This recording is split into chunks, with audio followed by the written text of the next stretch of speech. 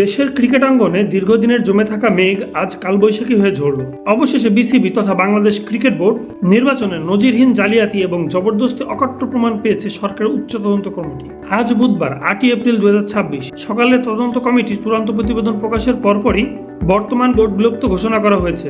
এই বিলুপ্তি ঘোষণা করেছে জাতীয় ক্রীড়া পরিষদ। একই সাথে দেশের ক্রিকেটের সংকট কাটাতে সাবেক সফল অধিনায়ক তামিম ইকবালকে প্রধান করে 11 সদস্যের একটি শক্তিশালী অ্যাডহক কমিটি গঠন করা হয়েছে। তদন্ত প্রতিবেদনে উঠে আসা তথ্যগুলো ক্রিকেট ভক্তদের জন্য যেমন বিস্ময়কর তেমনি লজ্জাজনক। প্রতিবেদনে বলা হয়েছে, গত 2015 সালের নির্বাচনে ভোটারদের ভয়ভীতি প্রদর্শন থেকে শুরু করে ভোটিং সফটওয়্যারের নিয়ন্ত্রণ নেওয়ার মতন ঘটনা ঘটেছে। তদন্ত কমিটি প্রধান জানিয়েছে, একটি বিশেষ মহল ক্ষমতা কুক্ষিগত করতে ভোটারদের তালিকা জালিয়াতি করেছে এবং নিয়ম বহির্ভূতভাবে পছন্দের 10 জন কাউন্সিলর নিয়োগ দিয়ে নির্বাচনের ফল নিজেদের অনুকূলে এনেছিল। এই নজিরবিহীন দুর্নীতির বিষয়গুলো আন্তর্জাতিক ক্রিকেট কাউন্সিল ও আইসিসি অবহিত করা হয়েছে, যাতে ক্রিকেটে কোনো ধরনের নিষেধাজ্ঞা না আসে। এই অস্থির পরিস্থিতিতে দেশের ক্রিকেটে হাল ধরেছেন দেশ সেরা ওপেনার তামিম ইকবাল। আগামী 90 দিনের মধ্যে গঠিত অ্যাডহক কমিটির মূল লক্ষ্য হবে একটি সম্পূর্ণ স্বচ্ছ ডিজিটাল নির্বাচন ব্যবস্থা তৈরি করা। দায়িত্ব পাওয়ার পর এক প্রতিক্রিয়ায় তামিম ইকবাল বলেন, এটি আমার জন্য একটি বড় চ্যালেঞ্জ।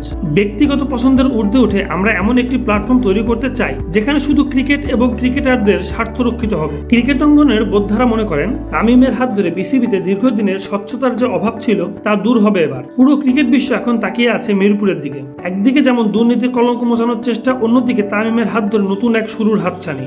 সাধারণ জনসমর্থকরা এই সিদ্ধান্তকে স্বাগত জানিয়েছে, সামাজিক যোগাযোগ মাধ্যমে ঝড় তুলেছে। বিবিসির ইতিহাসে এই পরিবর্তনকে শুদ্ধিযান হিসেবেই দেখছেন সংশ্লিষ্টরা।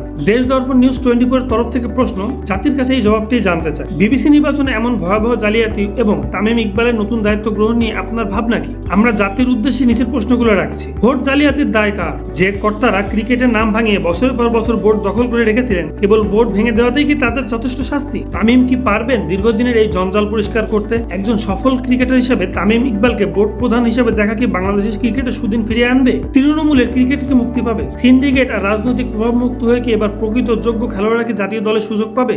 আইসিসির অবস্থান কেমন হওয়া উচিত? বিবিসির এই অভ্যন্তরীণ কেলেঙ্কারির পর আন্তর্জাতিক অঙ্গনে বাংলাদেশ ক্রিকেটের ভাবমূর্তি রক্ষা করতে আমাদের পরবর্তী পদক্ষেপ কি হওয়া উচিত? আপনার মতামত জানান। উপরের প্রশ্নগুলোর উত্তর বা আপনার মূল্যবান মতামত আমাদের কমেন্ট বক্সে লিখে জানান। আপনার কণ্ঠস্বরী পরের ক্রিকেটারদের সুন্দর ভবিষ্যৎ নিশ্চিত করতে পারে। ধন্যবাদ সবাইকে নিউজ 24 এর সাথে থাকার জন্য।